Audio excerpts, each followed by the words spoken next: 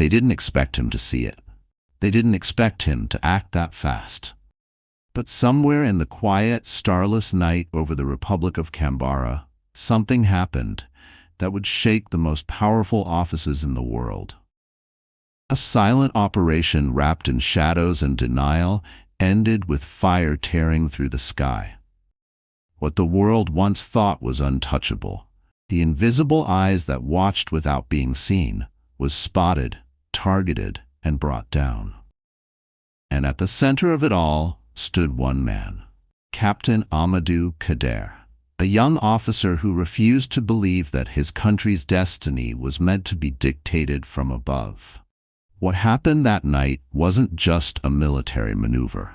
It was a message, a warning written in flame against the midnight horizon, a message that traveled far beyond Canberra's borders, whispered through intelligence channels, and reached conference rooms where no one dared speak it aloud. Strange skies. It began quietly, the way most turning points do.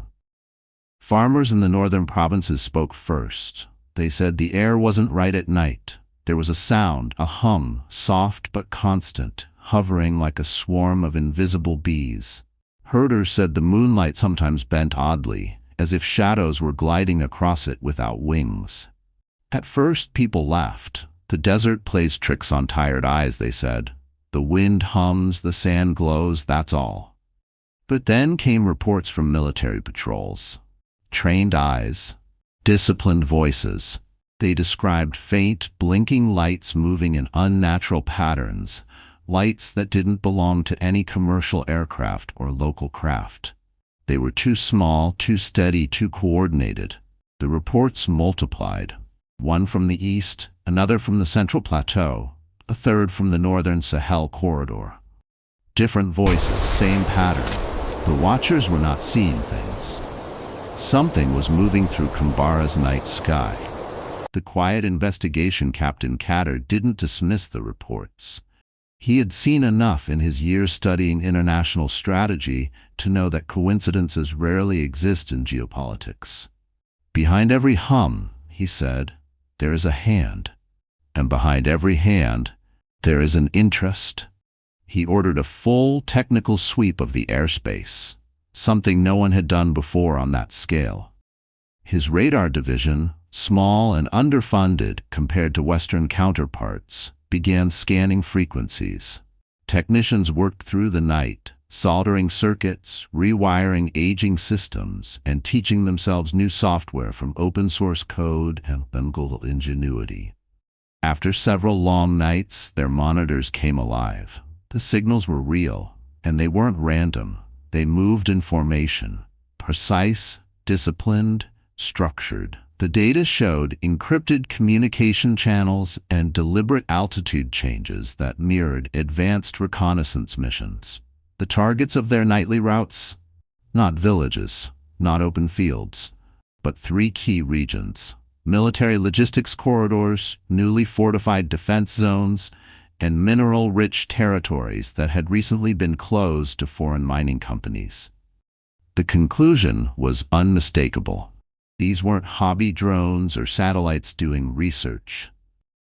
These were military-grade surveillance operations, eyes from afar, quietly mapping what they were never invited to see.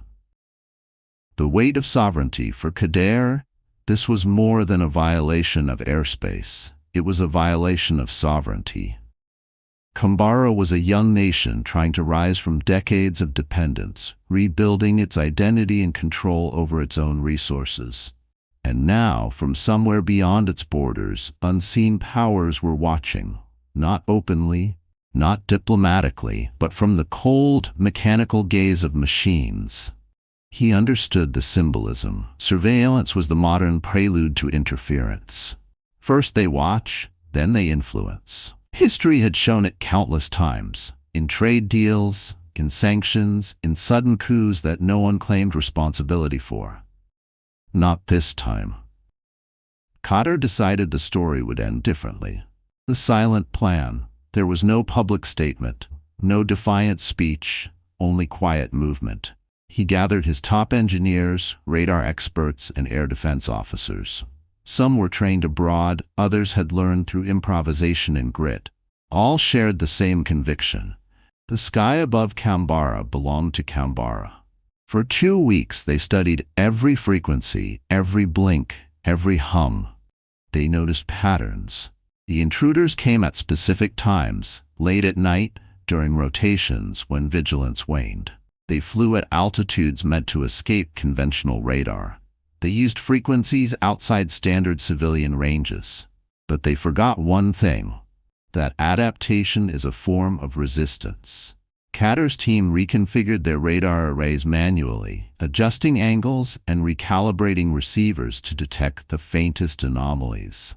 They coded algorithms that mapped signal strength against terrain reflections. They trained local watchers, farmers, truck drivers, shepherds, to report any sound that hummed like a mechanical bee in the dark. Bit by bit, a net began to form, a web woven from ingenuity, unity, and defied of the watchers. It was a moonless night when the first blip appeared on the radar. Then a second. Then a third. 3 aerial signatures, flying in a triangular formation toward restricted airspace. Kader was in the command room himself, standing over the glowing screens. The air was thick with tension and heat. No one spoke. Every heartbeat seemed to echo against the concrete walls. "Altitude?" he asked. 7,200 meters, replied a young operator. "Pattern?" "Recon sweep, same as last week." Kader's voice dropped low, steady. "Tonight, they find out we are not blind." The command went out, short, deliberate, calm. "Neutralize them." In the stillness that followed, the desert exhaled. A streak of light tore through the sky. A second followed. Then silence.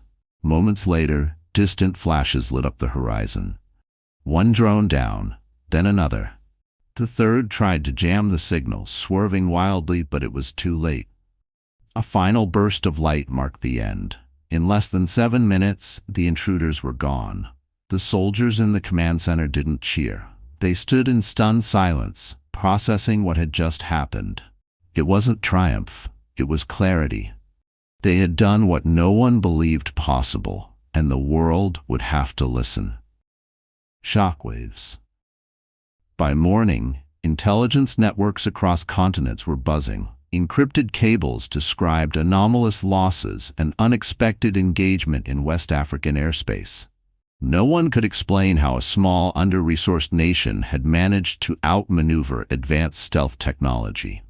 Behind closed doors, the silence turned to alarm. Analysts pored over satellite data.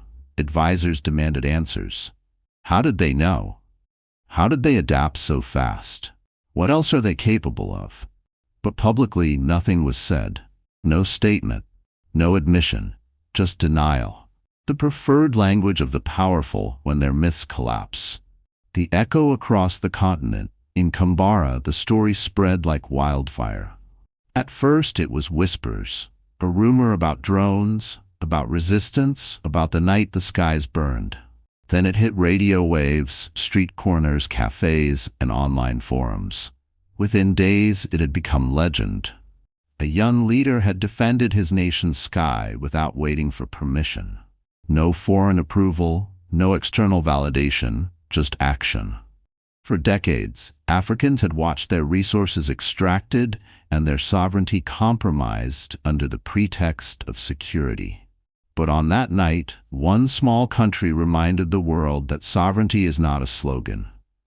It is something defended in the dark, sometimes at great risk, with nothing but conviction and courage. The words that followed after the mission, Kader met privately with his commanders. There was no celebration, no champagne, just a quiet conversation in a small concrete room lit by a single bulb. "They watched us like prey," he said slowly, "but they forgot that even prey has eyes, and tonight the hunter has looked back." The words hung heavy in the air. To his officers, it was more than a metaphor, it was a declaration. Across the continent, those words became a rallying cry. Students painted them on walls, Artists turned them into lyrics. It was no longer just about drones. It was about dignity. Global reactions. In the weeks that followed, global analysts tried to rewrite the event as a technical error. Some claimed it was lightning, others said unidentified interference. But those who understood military systems knew better. For the first time, the myth of absolute control had cracked.